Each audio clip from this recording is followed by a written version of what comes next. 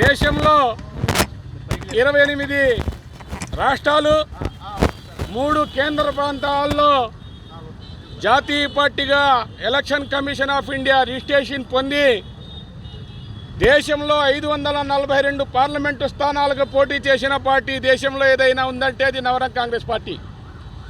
దేశంలో 5700 ఎమ్మెల్యేలని 2018 డిసెంబర్లో పార్టీని స్థాపించడం జరిగింది.